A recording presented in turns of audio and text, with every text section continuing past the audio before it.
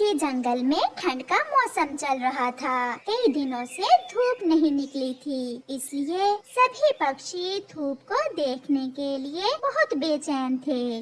चिड़िया और उसका बेटा कुक्कू भी उसी जंगल में रहते थे। चिड़िया अपने बेटे के साथ बैठी हुई थी कि उसका बेटा अपनी मम्मा से कहता है, मम्मा, आज जग्गू कौवा और बुलबुला पहाड़ों पर धूप में टहलने के लिए जा रहे हैं। मम्मा, मैं भी उनके साथ चला जाऊं?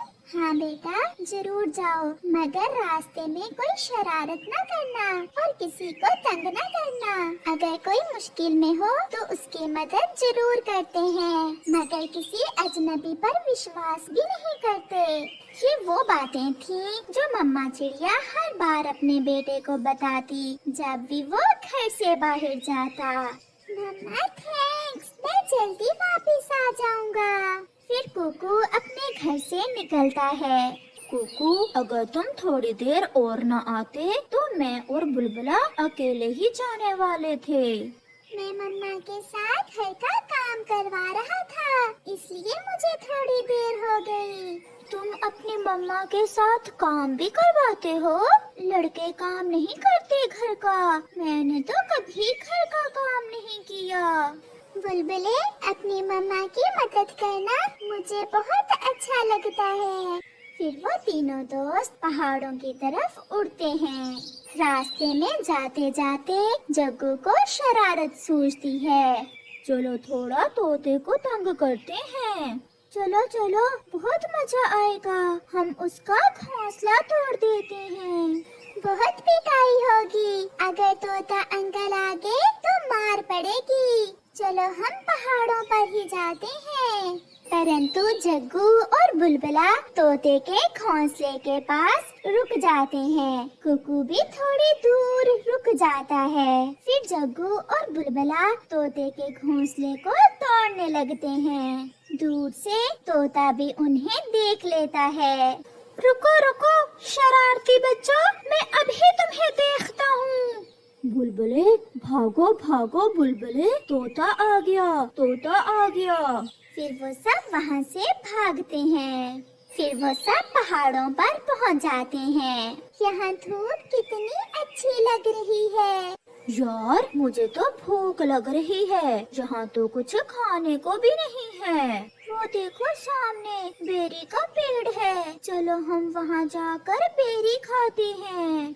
छोटी, डॉक्टर ने बताया है कि मेरी आँखें अब ठीक नहीं होंगी। क्या अब मैं कभी देख नहीं सकूंगी?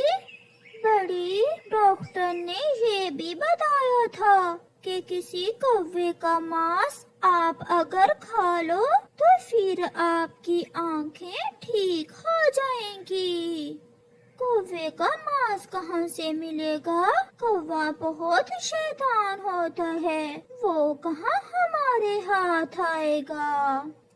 फिर छोटी की नजर दूर पहाड़ों पर खेलते छोटे बच्चों पर जाती है, जिनमें एक कौवा भी था।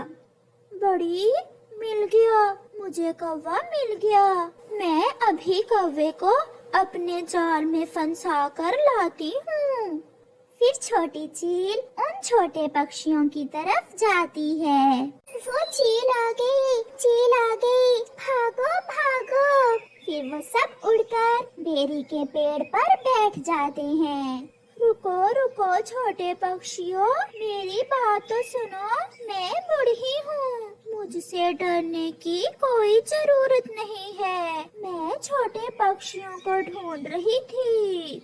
मगर क्यों? आप छोटे पक्षियों को क्यों ढूंढ रही हैं? मैंने घर पर मीठे चावल बनाए हैं। छोटे पक्षियों को बांटने के लिए बच्चों को ढूंढ रही थी।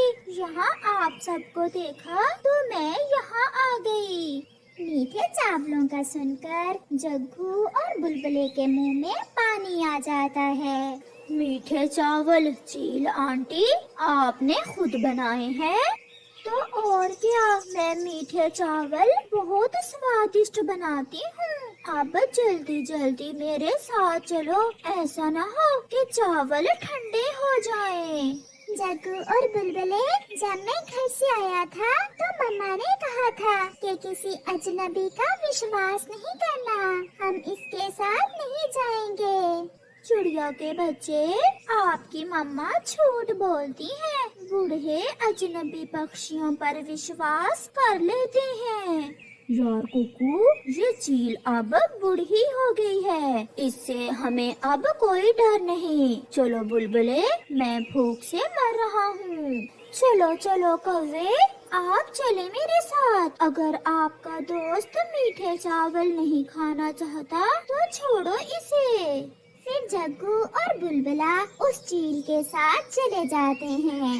मेरे दोस्तों ने मेरा कहना ना मानकर अच्छा नहीं किया। अब मैं क्या करूं? ये किसी मुसीबत में भी फंस सकते हैं। मुझे छुपकर इनके पीछे जाना होगा। फिर कुकू छुप छुप कर चील के पीछे पीछे उड़ता है। वो चील उन्हें अपने घर के पास ले जाती है। चूल्हे में आग जल रही थी। मैं आ गई बड़ी। मैं एक कौवा और एक बुलबुल का बच्चा लाई हूँ। अब जल्दी से इन्हें मीठे चावल खिलाओ, इन्हें बहुत भूख लगी हुई है। मैं सब समझ गई छोटी, मैं सब समझ गई। कुकू घने पेड़ के पीछे छुपा बैठा सब देख रहा था। वो दोनों चीलें जग्गू और कुकू को एक सूखे पेड़ के साथ बांध देती हैं। आंटी चील, आप में तो बहुत ताकत है। आपने तो कहा था कि आप बूढ़ी हो गई हैं। आपने झूठ बोला। हमें छोड़ दें, हमें घर जाने दें। छोटी, अब जल्दी से इस कौवे का मांस मुझे भून कर दो। इसका मांस खाने से ही मेरी आंखें ठीक होंगी। बड़ी, तुम इनके पास बैठो, मैं किसान के खेत से लाल मिर्ची लेकर आती हूँ। लाल मिर्ची लगा कर खाएंगे इन दोनों को। तुम कौवा खा लेना और मैं ये मोटा बुलबुल का बच्चा। मैंने मना किया था जग्गू और बुलबुले को। अब मैं क्या करूं? मैं छोटा हूँ, मैं इनका मुकाबला तो नहीं कर सकता, मगर मुझे ज्ञान से काम लेना होगा। जल्दी आना छोटी, पानी गरम हो गया है। उबलते पानी में इन्हें डालकर लाल मिर्ची और नमक मिलाकर खाएंगे। फिर छोटी किसान के खेत से लाल मिर्ची लेने चली जाती है। यहाँ पहाड़ों पर क्या करने आए थे तुम? हम यहाँ धूप में बैठने आए थे।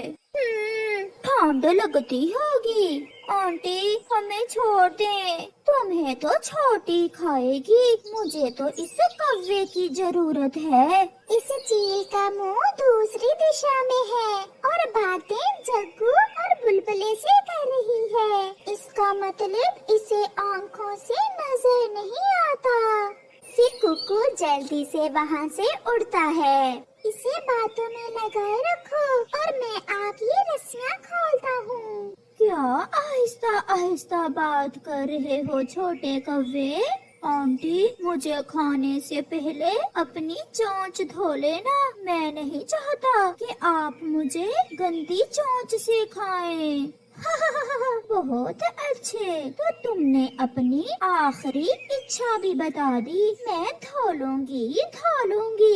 इतनी देर में कुकू जग्गू और कुकू को रस्सियों से आजाद कर लेता है। अगर एक साथ उड़े तो शोर होगा। बुलबुले, पहले आप उड़ जाओ। बुलबुला उड़ जाता है। शोर मचा लो शोर, यहाँ कोई बचाने वाला नहीं है तुम्हें।